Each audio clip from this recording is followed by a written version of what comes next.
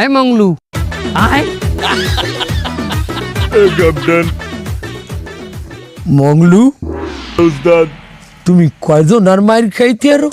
তা প্রায় 20 জনের মার খাতে পারবো। মাত্র 20 জন? আয় উস্তাদ। এর বেশি পারবা না?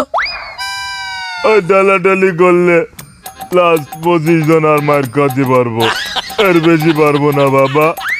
এর বেশি হলে আমার পেট খারাপ করে, আর পেট খারাপ করলে আমার কাপড় নষ্ট হয়ে যায়। এর আগেও 2 বার হয়েছিল।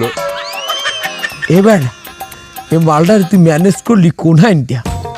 আমার পুরো চুরির ক্যারিয়ারে এইরকম একটা আত্মত্যাগী চোর আমি জীবনে দেই নেই।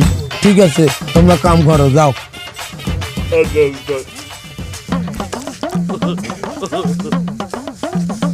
মুড়ি দে। একদিকে মধুপুর গ্রামবাসী শুরু করে তাদের গ্রাম জুড়ে ঐতিহ্যবাহী উৎসবের প্রস্তুতি, অন্যদিকে চোর ট্রেনিং সেন্টারের সর্দার মধুপুর গ্রামকে সর্বশান্ত করার ষড়যন্ত্রে লিপ্ত হয়। মধুপুর গ্রামকে লুটে পুটে নিতে এবং পুরাতন প্রতিশোধ নিতে তারা আঁকতে থাকে একটি ভয়ানক ছক।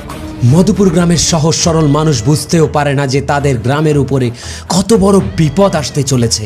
তারা নিজেদের মধ্যে সহযোগিতার মনোভাব নিয়ে সম্পূর্ণ গ্রামকে সাজাতে থাকে উৎসব মুখর পরিবেশে। কিন্তু শেষ পর্যন্ত তারা কি এই উৎসবে কোনো প্রকার আনন্দ করতে পারবে, নাকি নিজেদের সর্বস্ব হারিয়ে তাদের উপর নেমে আসবে শোকের ছায়া?